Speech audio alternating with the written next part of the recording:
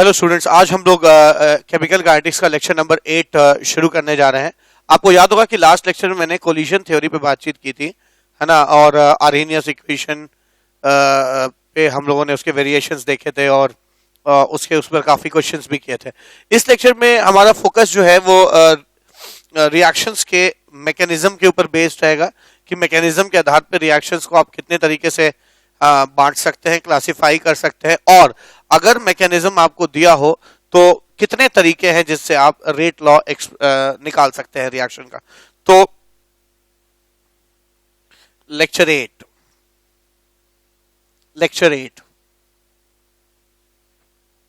Mechanism of the reaction, mechanism of reactions. ठीक है, topic का नाम मैकेनिज्म ऑफ रिएक्शन है। अब मैकेनिज्म के आधार पे, ठीक है ना, बेस्ड ऑन मैकेनिज्म आप रिएक्शन को दो तरीके से बांट सकते हैं।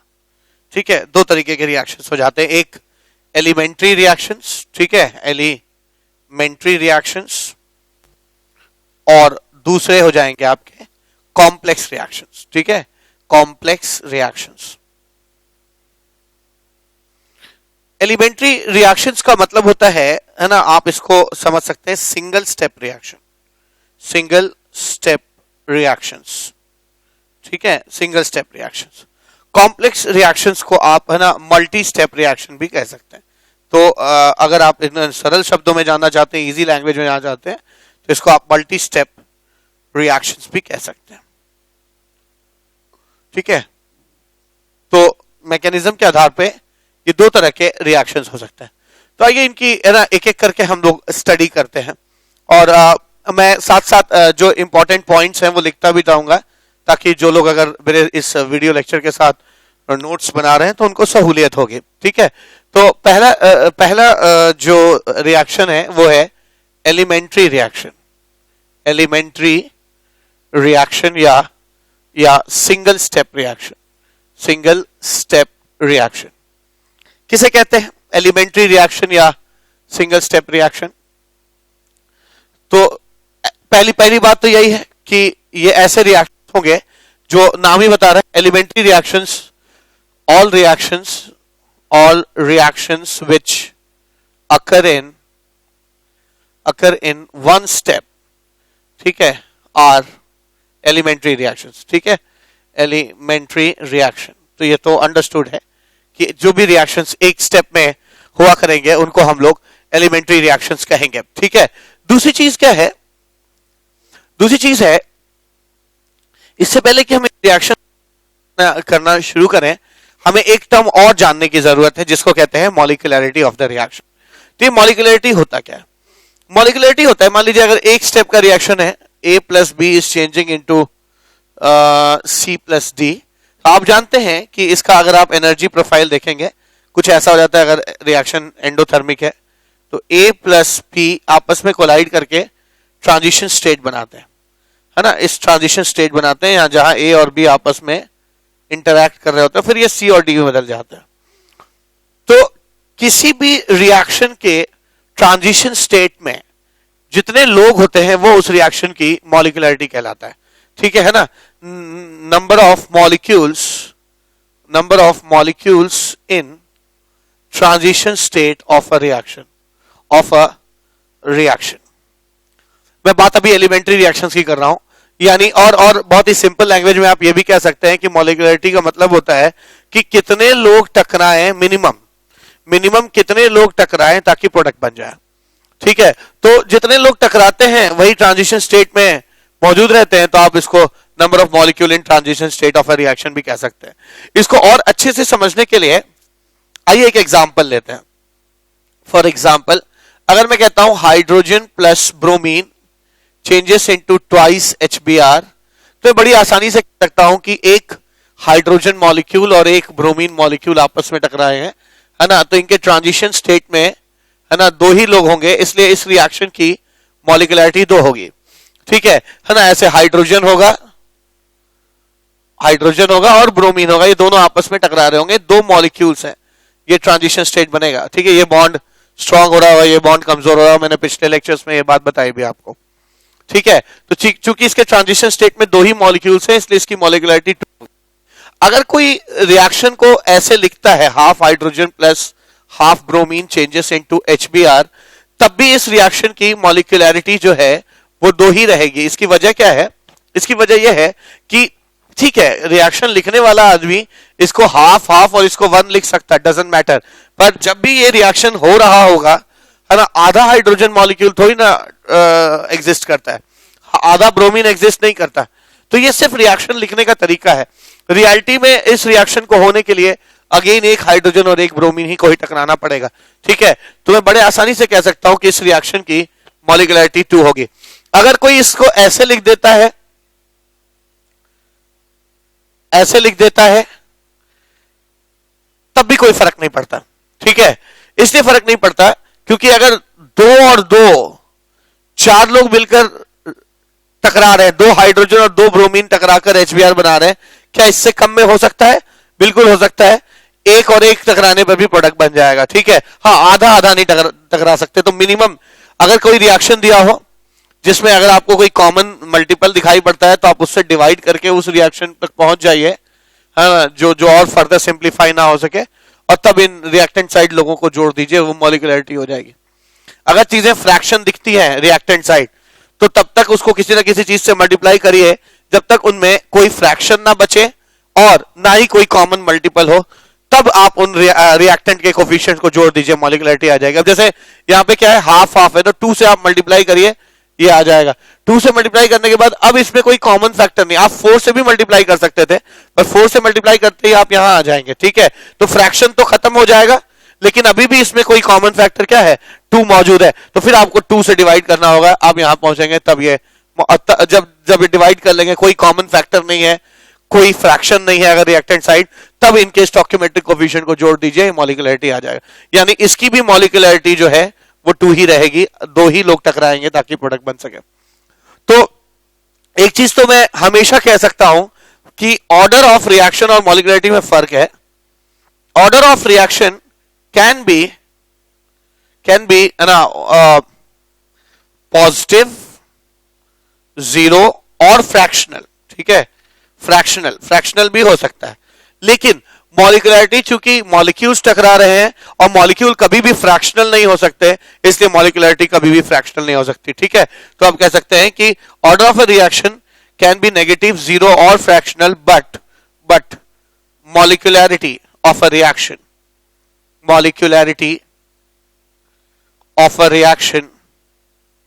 can never be 0, never be. Molecularity of a reaction is always a natural number. ठीक है, is always a natural number. तो मैंने अब तक क्या बातचीत की इस लेक्चर में, मैंने आपको बताया कि, है ना, मैकेनिज्म के आधार पर रिएक्शंस 2 तरह के हो जाएंगे, एलिमेंट्री और कॉम्प्लेक्स रिएक्शंस। एलिमेंट्री रिएक्शंस जो भी होते हैं वो उन्हें कहते हैं जो एक ही स्टेट में होने की टेंडेंसी रखते हैं। ठीक है, और ट्रांजिशन स्टेट में जितने मॉलिक्यूल्स आपस में कोलाइड करते हैं वो उसकी मॉलिक्यूलरिटी हो जाती है। ठीक है, और मैंने ये भी कहा कि मॉलिक्यूलरिटी हमेशा एक नेचुरल नंबर होगा, कभी भी ऑर्डर की तरह पॉजिटिव, नेगेटिव, और नेगेटिव भी होता है कभी कभी, एक पर्टिकुलर स्पीशी के लिए ऑर्डर नेगेटिव हो सकता है, पर हाँ, ओवरऑल रिएक्शन का ऑर्डर नेगेटिव नहीं होता। तो ऑर्डर जो है 0 पॉजिटिव फ्रैक्शनल हो सकते हैं, पर मॉलिक्यूलरिटी नहीं, मॉलिक्यूलरिटी हमेशा एक नेचुरल नंबर होगा।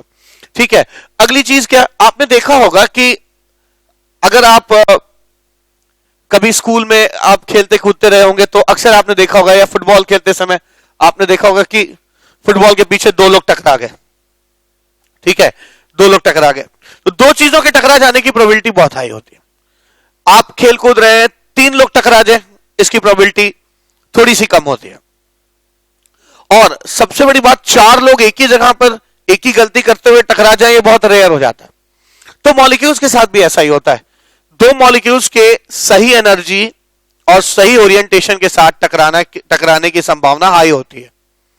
आपने पिछले लेक्चर में मैंने कोलिजन थ्योरी में सारी बातें बताई हैं कि किसी भी रिएक्शन को होने के लिए, है ना, एक्टिवेशन एनर्जी बैरियर और ओरिएंटेशन बैरियर दोनों क्रॉस करना होता है। मतलब आप टकराएं भी, रिएक्शन होने के लिए सबसे पहली चीज आप टकराएं, दूसरी चीज सही एनर्जी से टकराएं, तीसरी चीज, है ना, आपकी आपकी दिशा ओरिएंटेशन भी सही हो, तो काफी एक रिएक्शन को होने के लिए काफी संभावनाएं, काफी काफी चीजों की एक साथ होने पर वो चीज होती है। ठीक है, करेक्ट ओरिएंटेशन, करेक्ट एनर्जी और कोलिशन। अब मान लीजिए दो लोग हैं, तो दो लोग टकरा सकते हैं, दोनों की एनर्जी भी सही है, ओरिएंटेशन भी सही है, हो सकता है। तीन लोग भी एक बार प्रोबेबिलिटी है, कम है, लेकिन तीन लोग भी सही ओरिएंटेशन और सही एनर्जी के साथ टकरा सकते हैं। पर चार लोग टकराएं और सही, चारों का ओरिएंटेशन भी सही हो, चारों की एनर्जी भी सही हो, ठीक है ना, ऐसा बहुत रेयर होता है। इसलिए मैं यहां पे एक स्टेटमेंट देने जा रहा हूं, है ना, जो मेरा थर्ड स्टेटमेंट होगा कि मॉलिक्यूलैरिटी हमेशा तीन या उससे कम ही होती है। ठीक है ना, molecularity of a reaction is always less than or equal to 3। कभी भी 3 से ज्यादा नहीं देखा गया। अब आप बोलेंगे लेकिन सर मैंने तो ऐसा देखा, मैंने एक रिएक्शन देखा है, nitrogen plus thighs hydrogen changes into twice ammonia. मुझे तो लगता है कि यहाँ पे मॉलिक्यूलरिटी 3 नहीं 4 है ना, यहाँ मॉलिक्यूलरिटी 4 दिख रही है, मॉलिक्यूलरिटी 4 दिख रही है ना, तो ये बात गलत है, मॉलिक्यूलरिटी 4 नहीं दिख रही है। जब भी आपको ऐसा आभास होता है कि मॉलिक्यूलरिटी 4 है या उससे ज्यादा है, तो आप समझ जाइए कि वो रिएक्शन जो है सिंगल स्टेप में ना होके कई स्टेप्स में हो रहा होगा। मान लीजिए हाइपोथेटिकली मैं ऐसा लिख रहा हूं, इसका मैकेनिज्म लिख रहा हूं, हो सकता है ये रिएक्शन, मैं ये जो लिख रहा हूं ये हाइपोथेटिकल है ना। मान लीजिए ऐसे हो रहा हो, N2H2, फिर N2H2 प्लस H2 मिलके क्या बना रहे हो, N2H4 बना रहे हो, फिर N2H4 प्लस H2 मिलके ट्वाइस अमोनिया बना रहे हो, ऐसा भी हो सकता है। ठीक है, तो याद रखने की, तो इस बात को समझने की जरूरत है कि अगर आपको कभी भी मॉलिक्यूलरिटी 3 से ज्यादा दिखाई पड़ती है, तो हो सकता है कि वो रिएक्शन छोटे छोटे स्टेप्स में टूटा हो। ठीक है ना, वो कई मल्टी स्टेप रिएक्शन हो या कॉम्प्लेक्स रिएक्शन। अब देखिए यहां पे इसकी मॉलिक्यूलरिटी 2 है, मॉलिक्यूलरिटी 2 है, यहां भी इसकी मॉलिक्यूलरिटी 2 है, यहां भी इसकी मॉलिक्यूलरिटी 2 है।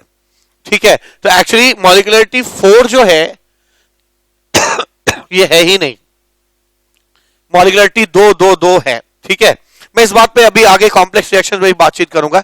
अभी मेरा मकसद, जब भी आपको मॉलिक्यूलरिटी 3 या 3 से ज्यादा दिखाई पड़े, तो आप समझ जाइए that reaction is going to be what, a complex reaction. ठीक है, तो मैं कह सकता हूं, यहां पे एक बात लिखना चाहता हूं क्या, कि whenever molecularity is greater or equal to 3, whenever molecularity is greater or equal to 3, that reaction may occur in multiple steps, in है ना, multiple steps। एक बात, ठीक है, और ठीक है, हम लोग एलिमेंट्री रिएक्शंस को समझ रहे हैं, और हम लोगों ने अब तक क्या समझा कि ये वो रिएक्शन है जो एक स्टेप में होते हैं, जितने लोग कोलाइड करते हैं ट्रांजिशन स्टेट में वो उसकी मॉलिक्यूलरिटी हो जाती है। ठीक है ना, मॉलिक्यूलरिटी हमेशा एक नेचुरल नंबर ही होगा। ठीक है, ये मिनिमम नंबर ऑफ पीपल जो टकराएं ताकि प्रोडक्ट बन जाए, उसको मॉलिक्यूलरिटी कहते हैं। 3 से ज्यादा लोग सही ओरिएंटेशन और सही एनर्जी से टकरा जाए, ये एक बहुत ही बड़ी संभावना होती है, बहुत कम इस चीज की संभावना होती है, इसलिए आमतौर पे मॉलिक्यूलरिटी 3 से कम होता है। और मैंने ये भी आपको बताया कि कभी आपको अगर मॉलिक्यूलरिटी 4 से ज्यादा मिल जाए, तो आप समझते, आपको देर नहीं लगनी चाहिए कि ये रिएक्शन जो है वो सिंगल स्टेप या एलिमेंट्री ना होके एक कॉम्प्लेक्स रिएक्शन है। अगली चीज क्या, अगली चीज जो कि लास्ट चीज एलिमेंट्री रिएक्शन में मुझे बतानी है, वो ये है कि एलिमेंट्री रिएक्शंस के जितने भी एलिमेंट्री रिएक्शन होते हैं, मान लीजिए 5वां है ना, मान लीजिए एक रिएक्शन है hydrogen plus bromine changes into twice HBr। चूंकि यही एकमात्र स्टेप है, ठीक है, एक ही स्टेप है, पूरा रिएक्शन इसी पे डिपेंड कर रहा है, तो यही आपका रेट डिटरमाइनिंग स्टेप हो जाएगा, डिटरमाइनिंग स्टेप हो जाएगा। और अगर रेट डिटरमाइनिंग स्टेप यही है, तो रेट का कैलकुलेशन भी इसी स्टेप के द्वारा होना चाहिए। यानी मैंने सीखा कि एलिमेंट्री रिएक्शंस में हमेशा चूंकि सिंगल स्टेप होता है, इसलिए वही रेट डिटरमाइनिंग स्टेप होता है, इसलिए रेट का कैलकुलेशन उसी स्टेप से होना चाहिए। ठीक है, तो since in elementary reaction the step is single, hence rate of reaction depends on that step only. Hence rate is calculated by this step. Rate is calculated by this. ठीक है, यानी अगर मैं इसके लिए रेट लिखना चाहूं तो मैं लॉ ऑफ मास एक्शन लगा दूंगा यहां, है ना. लॉ ऑफ मास एक्शन कहता है कि जो भी रेट डिटरमाइनिंग स्टेप हो, और ना रेट जो है उसके के रिएक्टेंट के कॉन्सेंट्रेशन, है ना, ले लीजिए और raise to the power of क्या, स्टोइकियोमेट्रिक कोफिशिएंट कर दीजिए. 1 है यहाँ पे, 1 कर दिया ना, स्टोइकियोमेट्रिक कोफिशिएंट कर दिया, रेट निकला है. अच्छा, मजे की बात है, एक चीज और बता दूं, ये बात मैं पहले ही बता चुका हूं कि सिंगल स्टेप रिएक्शन के लिए ऑर्डर और मॉलिक्यूलरिटी हमेशा सेम होता है. ऑर्डर भी इसका 1+1 हो जाएगा, ठीक है, और मॉलिक्यूलरिटी भी जो है इसकी 1+1 यानी 2 हो जाएगी.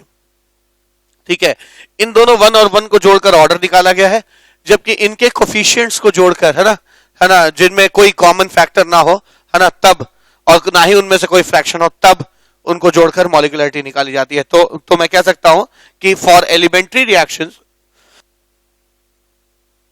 रिएक्शंस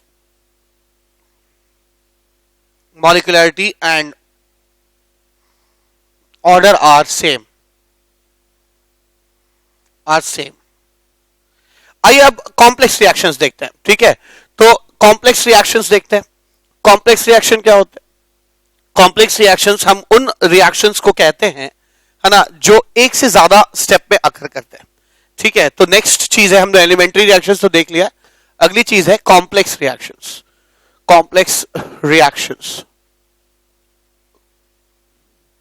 तो कॉम्प्लेक्स रिएक्शंस की पहली बात क्या, डेफिनेशन लिख लिया जाए क्या. Those reactions which occur in more than one step are called, है ना, complex reaction. Those reactions which occur in more than one step are called complex reactions.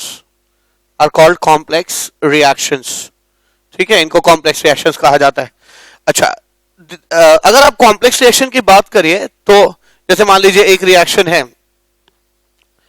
A + B changes into C + D. ठीक है, ये 2 step में हो रहा है. मान लीजिए स्टेप क्या है, A + B changes into AB और AB changes into C + D. ये 2 स्टेप है, स्टेप 1 और स्टेप 2. ठीक है, ऐसा कुछ है. तो अगर आप इसका एनर्जी डायग्राम बनाएंगे तो कुछ ऐसा दिखेगा, है ना. अगर आप इसका एनर्जी डायग्राम बनाएंगे, this is energy and this is reaction coordinate. ठीक है, रिएक्शन कोऑर्डिनेट या टाइम है, कोऑर्डिनेट है. अब इसमें होता क्या है, आपका ग्राफ कैसा आएगा डिपेंड करेगा. अगर जो स्टेप स्लो होगा, मान लीजिए पहला स्टेप स्लो है, ये वाला स्टेप फास्ट है, तो जो स्टेप स्लो होगा उसकी एक्टिवेशन एनर्जी ज्यादा होगी. यानी आप ऐसे लिख सकते हैं क्या, ग्राफ ऐसा आ जाएगा, A + B पहले मिलकर क्या बनाते हैं, और स्लो स्टेप है इसलिए इसकी एक्टिवेशन एनर्जी जो है हाई होगी. ये जो बनाते हैं, है ना, वो कहलाता है AB. ठीक है, इन्होंने AB बनाया. फिर AB फास्ट स्टेप जब भी लिखा हो तो आप समझ जाइए उसकी एक्टिवेशन एनर्जी क्या होगी, कम हो जाएगी. ठीक है, फास्ट स्टेप है तो एक्टिवेशन एनर्जी कम होगी.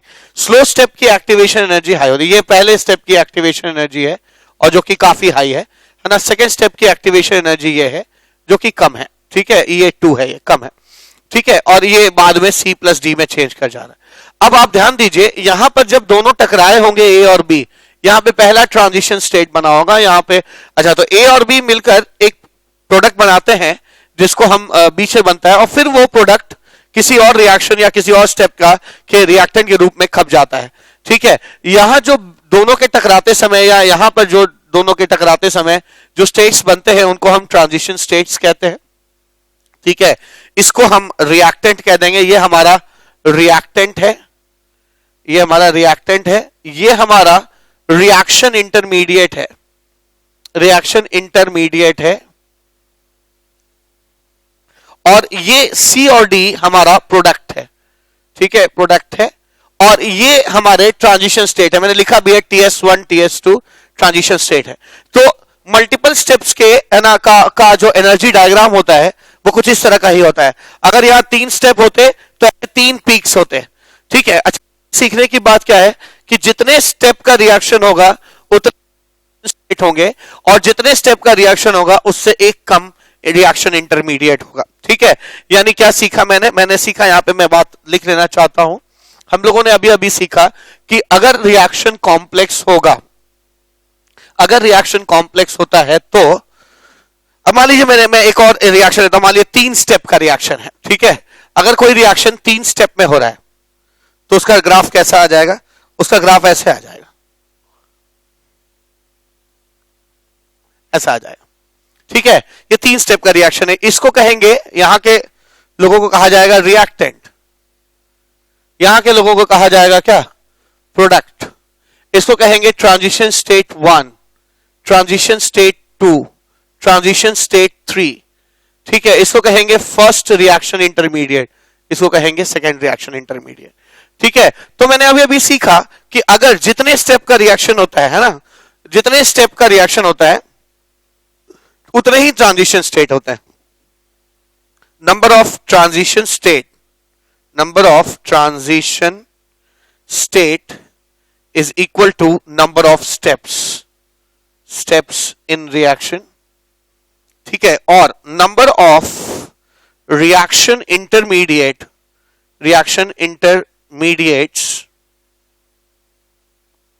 is equal to number of steps -1, ठीक है। number of steps -1, ये आपका, ये ऑर्गेनिक में भी काम आता है ना, अक्सर पूछा जाता है कितने स्टेप्स हैं इस रिएक्शन में या कितने इंटरमीडिएट बनेंगे, तो आप यहां बता सकते हैं, ठीक है। अच्छा, अगली चीज क्या, तो हम लोगों ने कॉम्प्लेक्स रिएक्शन में 2 बातें सीखी अब तक। हम लोगों ने ना कॉम्प्लेक्स रिएक्शन के केस में एक चीज सीखा कि वो रिएक्शंस, यहां मैंने लिखा है ना, क्या लिखा है, या मैंने लिखा है कि वो रिएक्शन जो मल्टीपल स्टेप्स पे होते हैं उसे कॉम्प्लेक्स रिएक्शन कहते हैं। और दूसरी चीज सीखी हम लोगों ने कि क्या इनका एनर्जी डायग्राम होता है और कितने ट्रांजिशन स्टेट्स होते हैं और कितने रिएक्शन इंटरमीडिएट होते हैं। तीसरी चीज, कॉम्प्लेक्स रिएक्शंस जब भी होते हैं, ठीक है, तीसरी इंफॉर्मेशन क्या, जब भी कॉम्प्लेक्स रिएक्शंस होते हैं उन कॉम्प्लेक्स रिएक्शंस की अपनी मॉलिक्यूलरिटी डिफाइंड नहीं है। जैसे अभी मैंने एक एग्जांपल लिया था, मान लीजिए कि हेबर प्रोसेस का रिएक्शन हो रहा है ना, और मान लीजिए मैं एक हाइपोथेटिकल मैकेनिज्म लिख रहा हूं, मैं इसका हाइपोथेटिकल मैकेनिज्म लिख रहा हूं, है ना। स्टेप 1 में मैं मानता हूं कि नाइट्रोजन और हाइड्रोजन मिलकर N2H2 बनाते हैं। स्टेप 2 में N2H2 प्लस H2 मिलकर क्या बनाते हैं ना, N2H4 बनाते हैं।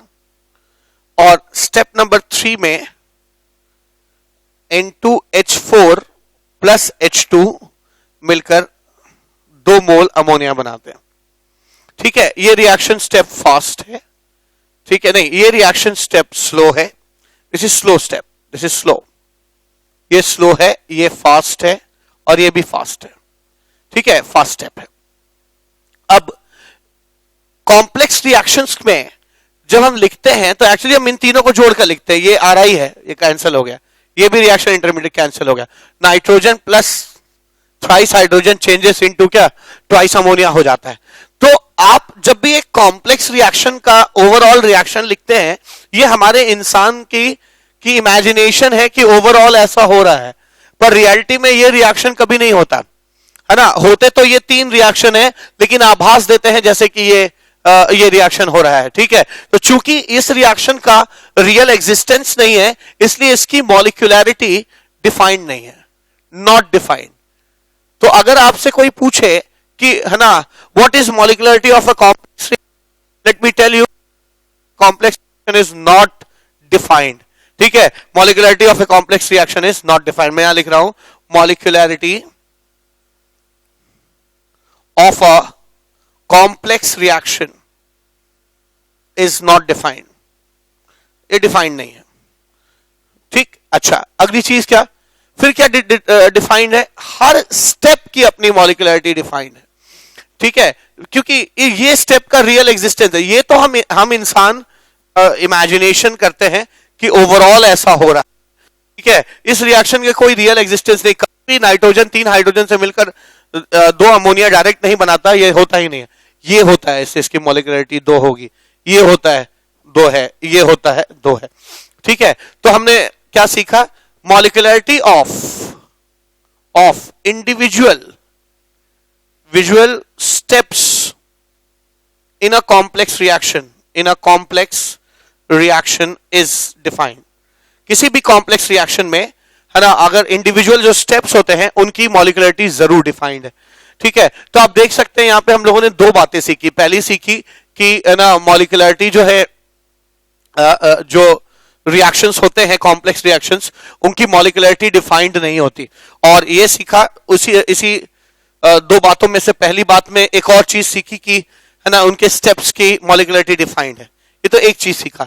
दूसरी चीज हमें आज नजर आ रही है कि जब भी मॉलिक्यूलरिटी 3 या उससे ज्यादा की जरूरत पड़ती है ना, ये उस तरह से है, मान लीजिए आपको 4 रसगुल्ले खाने हैं, तो आप 4 रसगुल्ले एक साथ नहीं खाते हैं, आप एक एक करके खाते हैं। आप उस स्टेप को, आपको अगर रसगुल्ले एक साथ खाने की कोशिश करेंगे, आपका गला या मुंह में कहीं अटक जाएगा, ठीक है ना, या फंस जाएगा।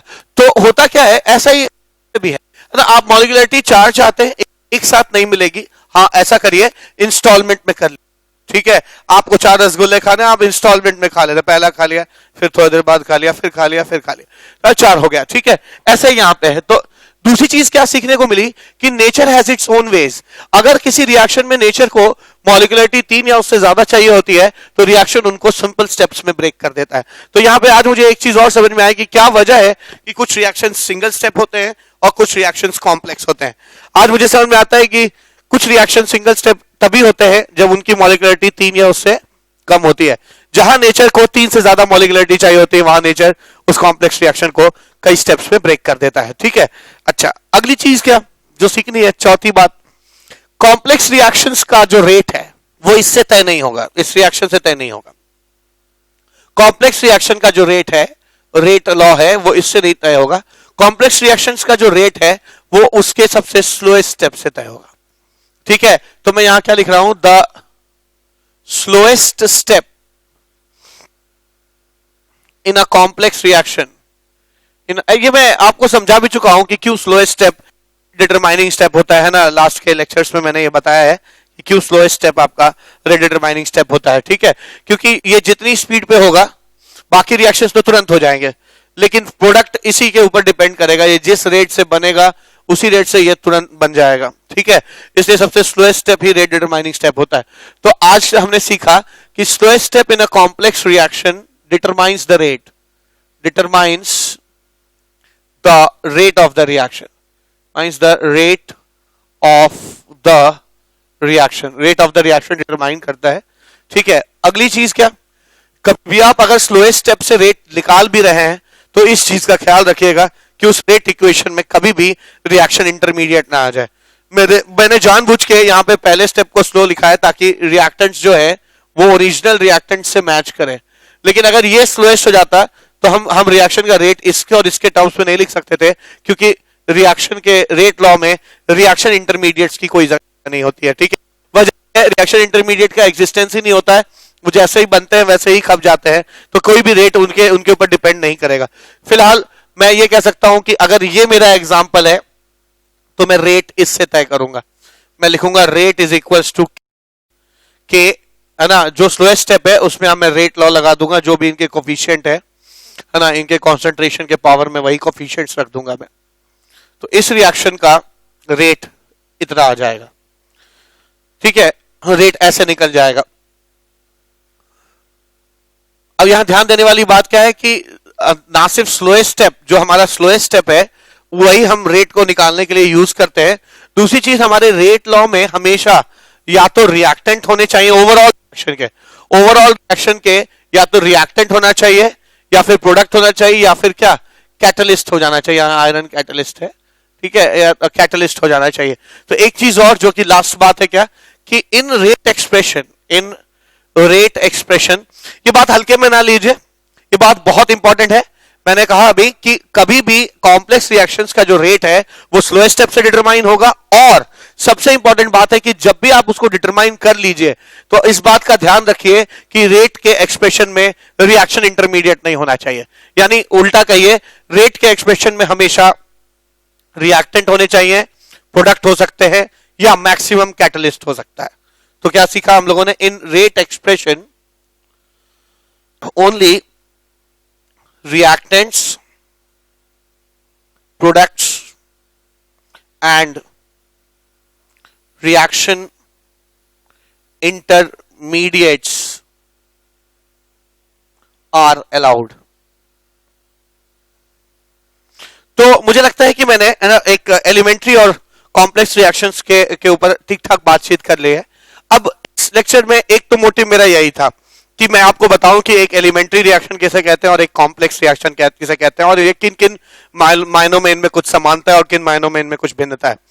ठीक है, अब मैं बात करने जा रहा हूं कि कैसे अगर एक रिएक्शन का मैकेनिज्म लिखा हुआ है, जैसे ये रिएक्शन है ना, इसका मैकेनिज्म लिखा हुआ है, तो कैसे अगर एक रिएक्शन का मैकेनिज्म लिखा हुआ हो तो आप उसका सही सही रेट एक्सप्रेशन लिख सके।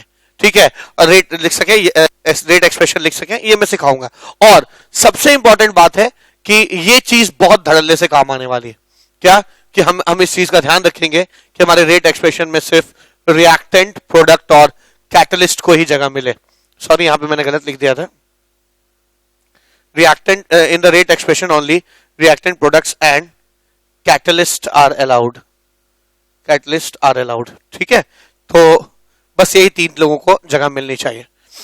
तो आइए देखते हैं कैसे इस काम को करते हैं। अगर मैकेनिज्म दिया हो तो रेट लॉ कैलकुलेट किया जाता है। ठीक है, तो calculation of rate law by mechanism of the reaction, by mechanism of reaction. अब इसमें भी दो बातें हैं, ये दो मेथड्स हैं। ठीक है, एक पहला मेथड कि आपको ये पता हो कि रेट डिटरमाइनिंग स्टेप कौन सा है, और सेकंड मेथड कि अगर आपको ये भी नहीं पता कि रेट डिटरमाइनिंग स्टेप क्या है तब भी आप कर सकते हैं। तो केस फर्स्ट, ठीक है, case first when we know the rate determining step है ना, अगर हमें पता है कि रेट डिटरमाइनिंग स्टेप क्या है ना, तो आप कैसे कैलकुलेट करते हैं, है ना, when we know the rate determining step. तो खैर ये तो एक तरह से क्वेश्चन सा ही है। ठीक है, मैं आप वो क्वेश्चन लिखूंगा और है ना हम लोग इसको सॉल्व भी करेंगे। तो एक काम करते हैं, क्या है, पहला क्वेश्चन उठाते हैं। क्वेश्चन कहता है calculate the order and rate law of reaction. क्या है, twice NO2 plus F2 changes into twice NO2F। ठीक है, ट्वाइस NO2F। स्टेप वन है NO2 plus F2 changes into NO2F plus F, and this is slow. ठीक है, ये slow है। और सेकेंड स्टेप है स्टेप नंबर टू है NO2 plus F changes into, ये K1 है, ये K2 है, changes into NO2F। This is fast. तो आपको रेट लॉ निकालना है। तो देखने में जितना बड़ा क्वेश्चन है इसका आंसर उतना ही छोटा और सरल हो जाएगा। ठीक है, मैंने अभी बताया कि अगर आपको रेट लॉ पता है तो आपके लिए है ना चीजों को निकालना, या इसका अगर आपको रेट लॉ पता है पहले से तो अगर आपको पता है कि स्लो स्टेप कौन सा है तो आप आसानी से रेट निकाल सकते हैं। कैसे? आपको पता है कि रेट लॉ हमेशा स्लोएस्ट स्टेप से लिखा जाना चाहिए, तो इस स्टेप के हिसाब से मैं लिख सकता हूं rate is equals to K1 into NO2 into F2। अब बस मुझे ये चेक करना है कि ये दोनों लोग जो हैं वो रिएक्टेंट, प्रोडक्ट या कैटलिस्ट में ही होने चाहिए। तो NO2 रिएक्टेंट है ओवरऑल रिएक्शन के रिएक्टेंट, प्रोडक्ट और कैटलिस्ट ही रेट एक्सप्रेशन में आ सकते हैं, रिएक्शन इंटरमीडिएट नहीं, ठीक है ना, रिएक्शन इंटरमीडिएट नहीं आ सकते। यानी आज F जो है वो रिएक्शन इंटरमीडिएट है, तो F नहीं आ सकता, F2 आ सकता है, क्योंकि F कहीं भी इस रिएक्शन में दिखाई नहीं पड़ रहा। तो आप ऐसे लिख सकते हैं, और चूंकि NO2 रिएक्टेंट है, F2 रिएक्टेंट, तो हो गया, यही आपका फाइनल रेट लॉ आ गया, ये आपका रेट लॉ हो गया। और अगर किसी ने पूछा कि ऑर्डर क्या है रिएक्शन का, तो आप कह सकते हैं ऑर्डर जो है इस रिएक्शन का हो जाएगा 1+1 यानी 2, 1+1 रेट, जो भी रेट लॉ है उसके कॉन्सेंट्रेशन के पावर्स का सम को आप ऑर्डर कहते हैं, तो ऑर्डर भी निकल जाएगा। ये काफी सिंपल क्वेश्चन था। नेक्स्ट क्वेश्चन भी सिंपल है, लेकिन करते हैं क्या। अगला क्वेश्चन क्या है, क्वेश्चन कैलकुलेट रेट लॉ। क्या दिया हुआ है रेट लॉ निकालने के लिए?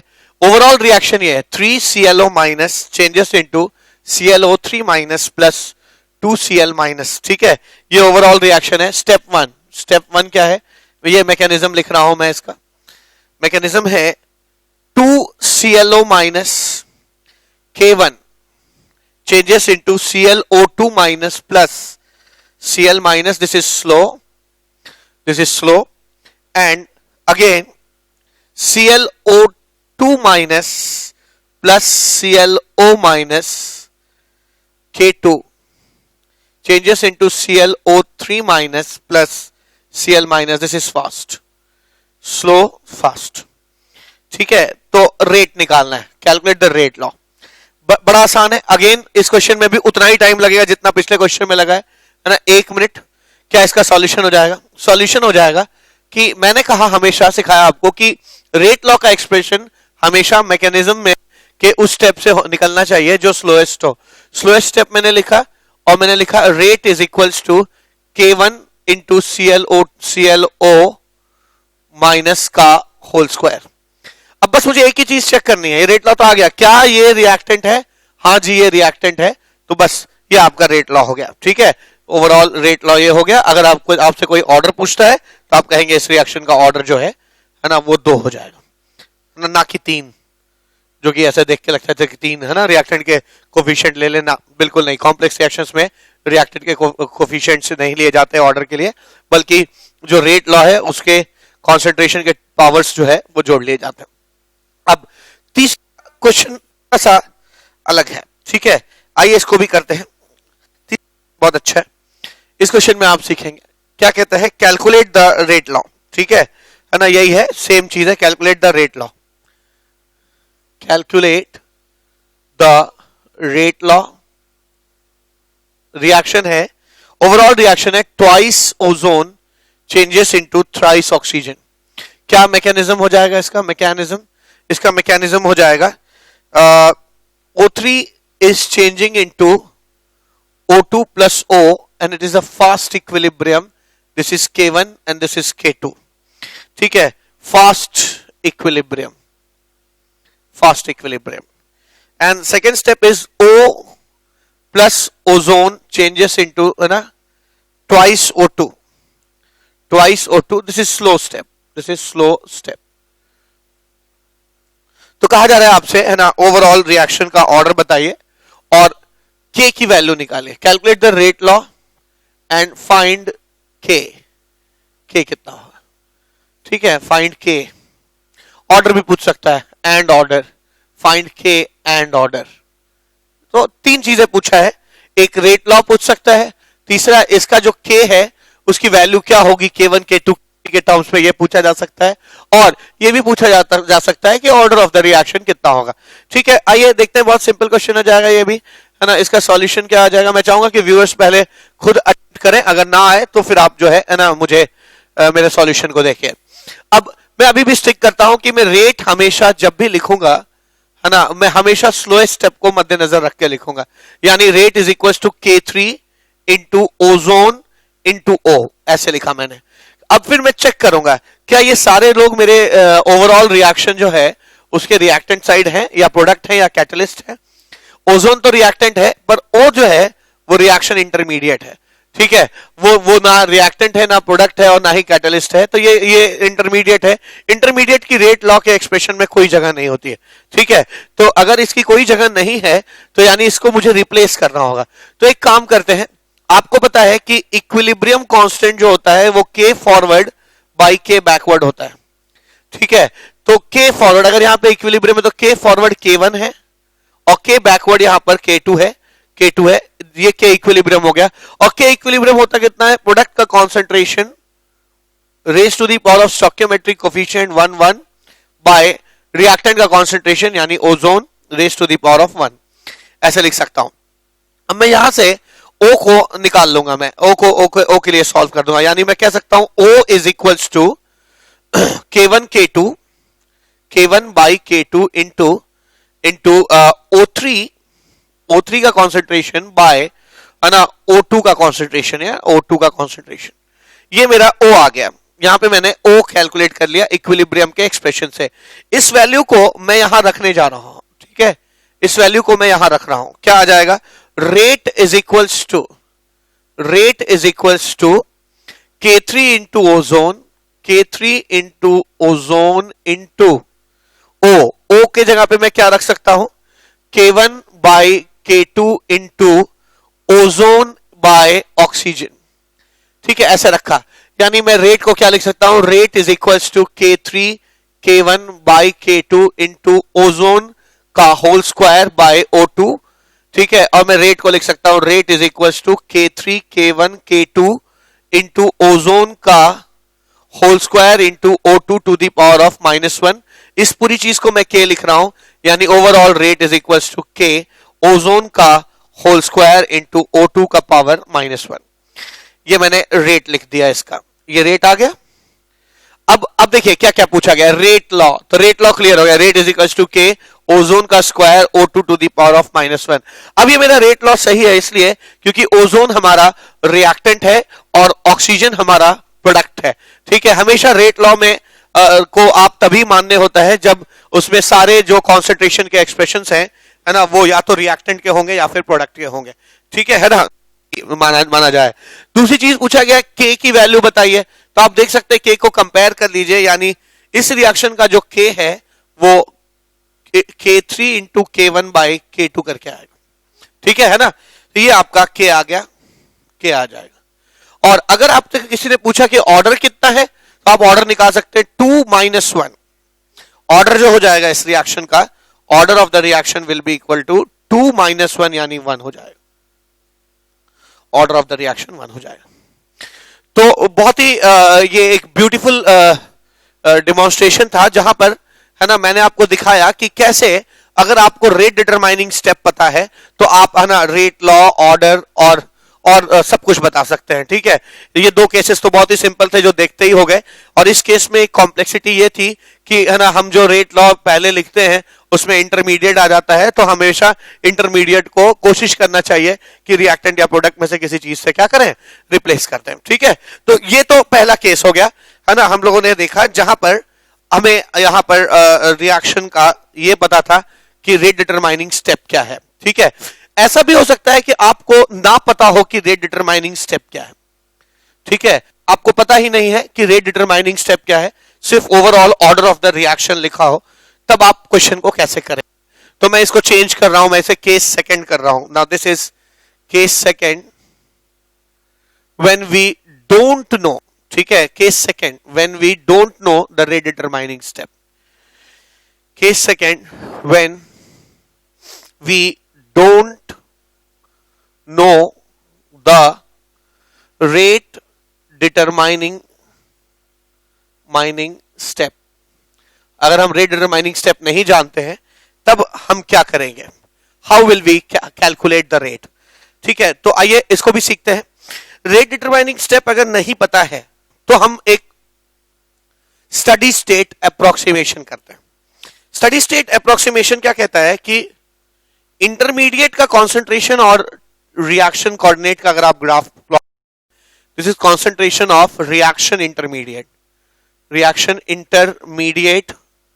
और रिएक्शन इंटरमीडिएट और टाइम का या रिएक्शन कोऑर्डिनेट का, रिएक्शन कोऑर्डिनेट का अगर आप ग्राफ प्लॉट करते हैं, ठीक है ना, रिएक्शन कोऑर्डिनेट का अगर आप ग्राफ प्लॉट करते हैं तो आप पाएंगे कि जब रिएक्शन शुरू होता है तब इंटरमीडिएट्स जो हैं वो बनना, उनका कॉन्सेंट्रेशन बढ़ने लगता है, बनते बनते बनते बनते एक समय आता है जब रिएक्शन एक स्मूथ फ्लो में चल रहा होता है तो जितने रिएक्शन इंटरमीडिएट्स बन रहे होते हैं उतने ही रिएक्शंस इंटरमीडिएट्स खपने लगता है, ठीक है।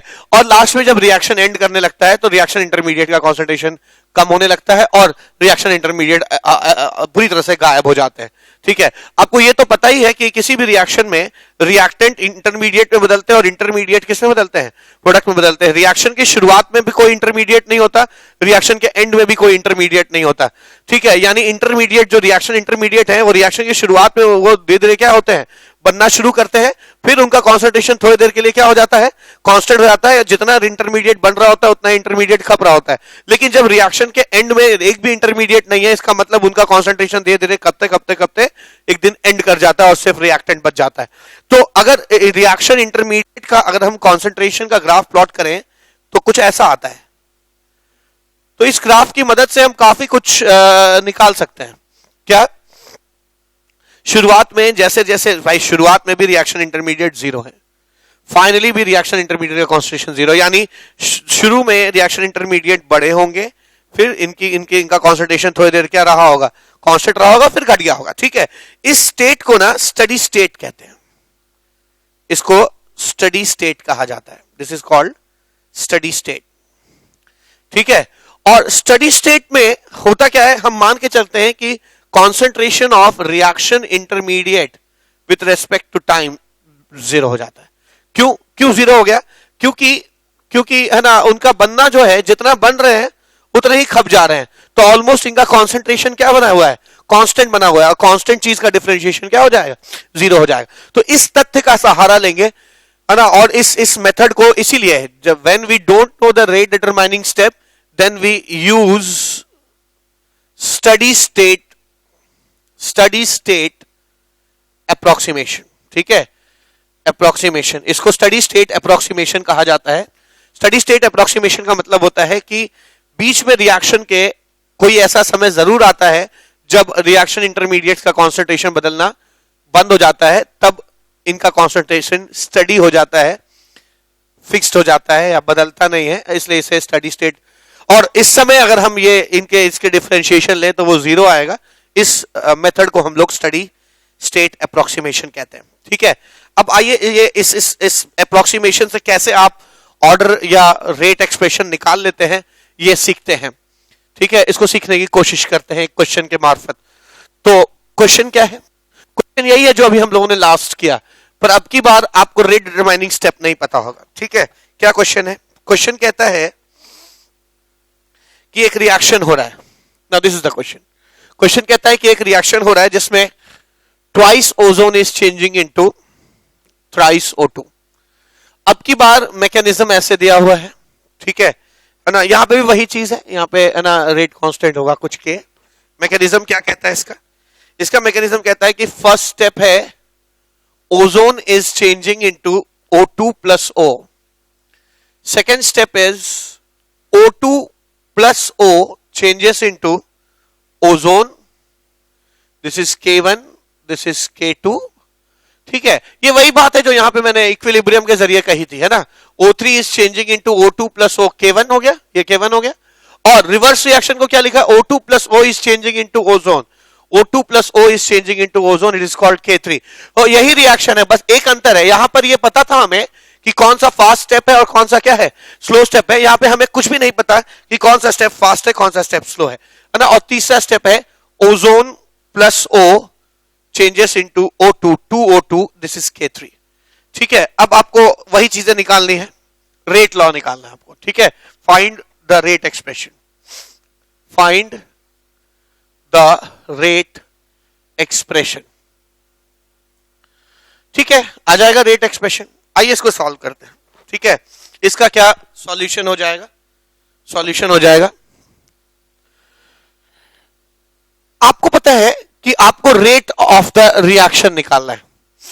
हम लोगों ने लेक्चर 1 में ही पढ़ा कि कितने तरह के रेट्स हैं किसी रिएक्शन में। अब आपको पता है कि इस रिएक्शन का अगर मुझे रेट निकालना है तो मैं इसके रेट ऑफ रिएक्शन को दो तरीके से लिख सकता हूं. Rate of reaction can be either written as -1/2 d ozone by dt.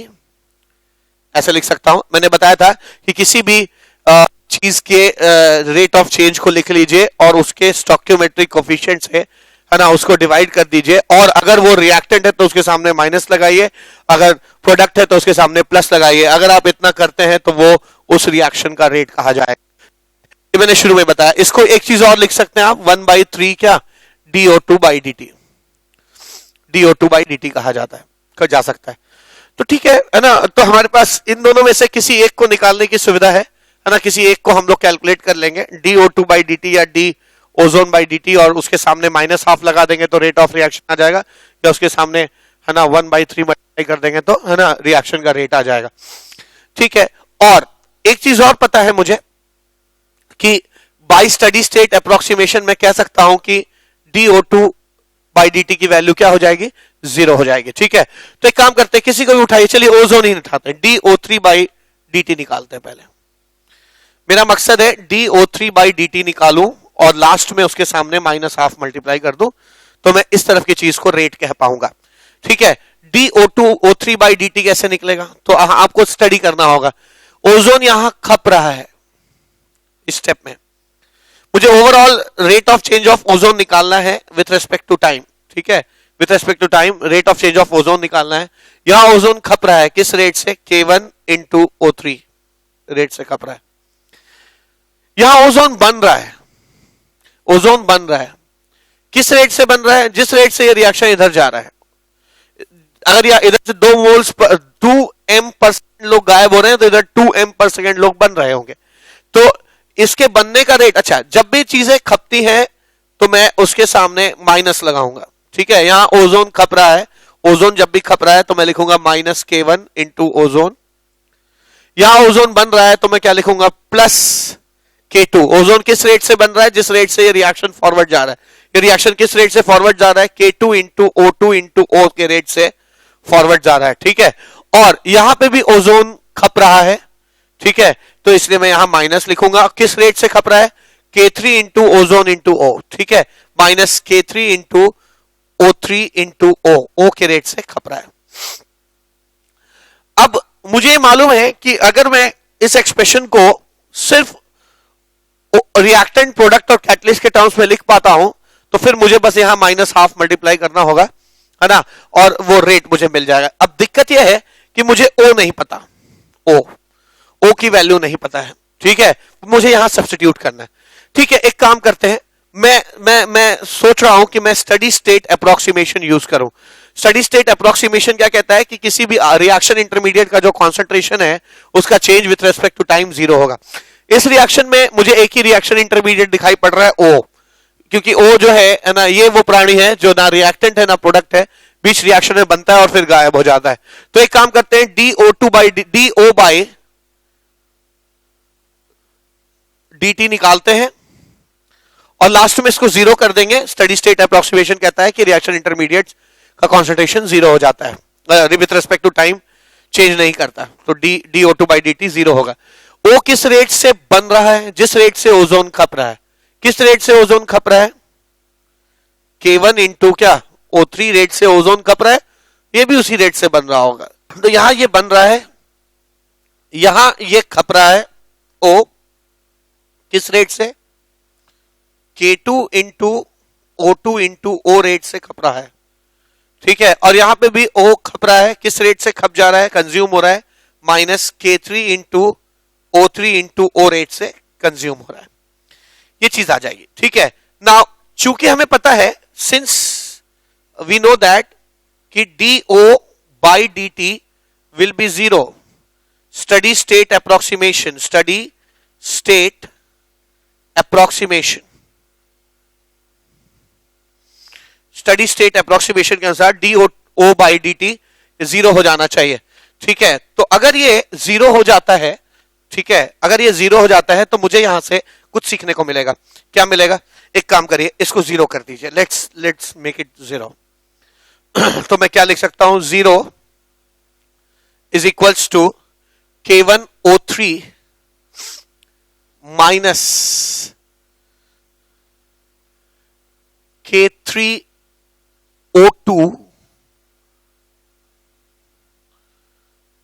Plus K2O2 plus K3O3 into O लिख सकता हूं। O को मैंने बाहर निकाल लिया। मकसद क्या है O को बाहर निकालने का?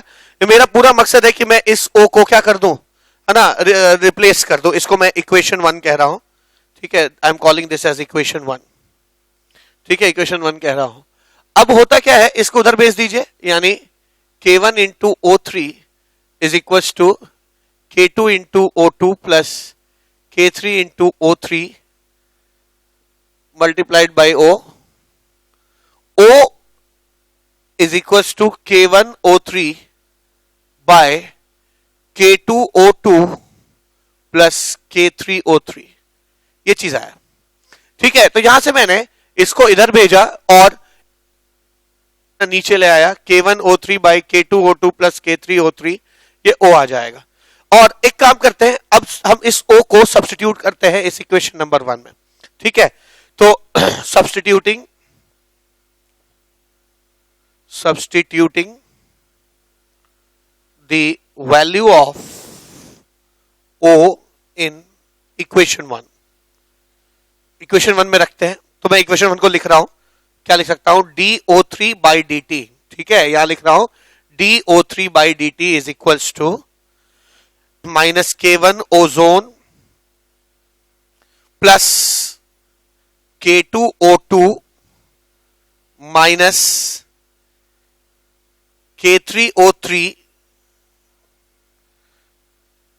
इंटू O लिख सकता हूं। O कॉमन ले लिया मैंने, ठीक है, O ऐसे कॉमन ले लिया, ऐसे लिखा मैंने, ठीक है। अब एक काम करते हैं, यहां पर O की वैल्यू सब्स्टिट्यूट कर देते हैं, ठीक है ना। यहां पे मैंने क्या किया, यहां पे मैंने O को कॉमन ले लिया, तो K2O2 और K3O3 बच गया, K2O2 माइनस K3O3 O बच गया, ठीक है, आ गया। और इस O को मैं यहां से सब्स्टिट्यूट करने जा रहा हूं, ठीक है। इस O को मैंने यहां सब्स्टिट्यूट किया, तो मैं लिख सकता हूं DO3 by dt is equals to minus K1O3 plus K2O2 minus K3O3 by K2O2 plus K3O3, ठीक है। इसको ऐसे भी लिख सकते हैं क्या, इसको ऐसे रहने दीजिए, ये आ जाएगा K2O2 minus K3O3 into O की वैल्यू यहां से आ जाएगी, क्या आ जाएगी, K1 इंटू O3 बाय, है ना, K2O2 प्लस K3O3, ठीक है, ऐसे लिखा मैंने। और इसको सिंप्लीफाई करने की जरूरत है, ठीक है। तो यहां पे जगह कम है, मैं इस तरफ आ रहा हूं, तो इसको सिंप्लीफाई करते हैं। क्या कर सकते हैं हम लोग, लिख सकते हैं इसको, फिर से मैं लिख रहा हूं, लिख सकते हैं हम लोग, लिख सकते हैं इसको DO3 by dt is equals to, है ना, मैं यहां से लिख रहा हूं DO3 by dt is equal to minus K1O3, है ना, माइनस K1O3 हम कॉमन ले सकते हैं, K1O3 और K1O3 कॉमन ले सकते हैं, ठीक है। तो यहां पे मैं कॉमन ले रहा हूं, क्या आ जाएगा, K1O3 क्या बच जाएगा।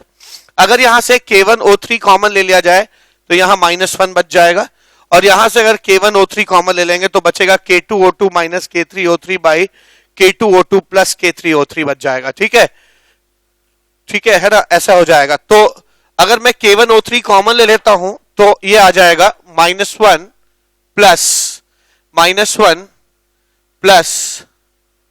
K2O2 by minus K3O3 by K2O2 plus K3O3, ठीक है ना, ये आ जाएगा DO3 by dt is equal to K1O3, और इसको सॉल्व कर सकते हैं हम, है ना। अगर इसको यहां ले आएंगे, एलसीएम ले लीजिए, है ना, K2O2 प्लस K3O3 ले लिया मैंने, और यहां पे अगर आप लिखेंगे माइनस K1O2 माइनस K3O3, और है ना, ये K2O2 minus K3O3 plus K2O2 -K3O3 ऐसे लिखा मैंने, ठीक है। तो आप खुद भी कर सकते हैं, ये क्लियर है, ये और ये कैंसिल हो जाएगा, ठीक है, और ये आ जाएगा -2K3O3, तो ये आ जाएगा DO3 by dt is equal to K1O3 -2K3O3, तो -K1O3 इंटू -2 मैं ऐसा कर रहा हूं, ये -K3O3 और -K3O3 हो जाएगा -2K3O3, -2K3O3 लिखा मैंने, और ये K1O3 है तो यहां K1 लिखा, और ये भी O3 है और वो भी O3 है, तो ये O3 का क्या हो जाएगा, होल स्क्वायर हो जाएगा, ठीक है। दिस इज O3 का whole square bye K1O2 K2O2 plus K3O3 ऐसे लिखा मैंने, ठीक है। अच्छा, आपको मालूम है कि ना इस रिएक्शन का जो रेट ऑफ रिएक्शन है वो तब आ जाएगा जब मैं इसको -12 से क्या करूं, मल्टीप्लाई कर दूं। तो ये एक -2 जो है ये उधर भेज दीजिए, है ना। अगर आप इधर इसको भेज देंगे -2 को, तो ये आ जाएगा -12 is equal to K1O3 whole square by K2O2 plus K3O3, ठीक है। ये आपका रेट लिख सकता हूं, रेट ऑफ द इक्वेशन लिखा जाता है, यानी मैं क्या कह सकता हूं, इसको मैं रेट कह सकता हूं। अभी मैंने यहां बताया था कि रेट ऑफ रिएक्शन जो है वो -12 इंटू DO3 बाई dt हो जाएगा, ठीक है। तो अगर मैं इसको रेट कह सकता हूं तो मैं लिख सकता हूं कि rate of reaction is equal to, क्या निकल के आया, K3 into K1 into O3 का होल स्क्वायर बाय, है ना, K2O2 प्लस K3O3 ऐसे लिख, ठीक है ना, ये लिखा जा सकता है, और ये आपका रेट लॉ आ गया। तो आपने देखा कि अगर आपको रेट डिटरमाइनिंग स्टेप नहीं पता है तब भी आप, है ना, रेट इक्वेशन निकाल सकते हैं, है ना। यहां पे सबसे इंपॉर्टेंट बात है ये चीज, स्टेडी स्टेट अप्रोक्सीमेशन करना, यानी हमेशा आप किसी टर्म के रेस्पेक्ट में जो रिएक्टर और प्रोडक्ट हो उसके रेट ऑफ चेंज को लिखिए, और जो भी इंटरमीडिएट्स हैं उनको आप रिप्लेस कर दीजिए। यहां मैंने O को रिप्लेस कर दिया इस चीज से, यहां रख दिया, ठीक है। और ये रिप्लेसमेंट आता कैसे है, किसी इंटरमीडिएट का एक्सप्रेशन लिखकर उसको 0 कर दीजिए, जरूर वहां से आपको कुछ ना कुछ मिल जाता है, ठीक है। तो आज इस लेक्चर में, लेक्चर नंबर 8 में बस इतना ही। आशा आपको समझ में आया होगा।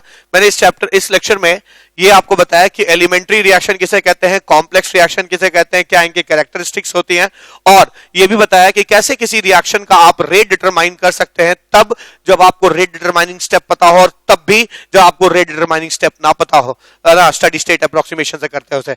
तो आज के लिए बस इतना ही, मिलते हैं लास्ट लेक्चर में और बात करते हैं कॉम्प्लेक्स काइनेटिक्स की, यानी पैरेलल काइनेटिक्स, रिवर्सिबल काइनेटिक्स और सीरीज काइनेटिक्स पे बातचीत करते हैं। तब तक के लिए thank you so much, have a nice day.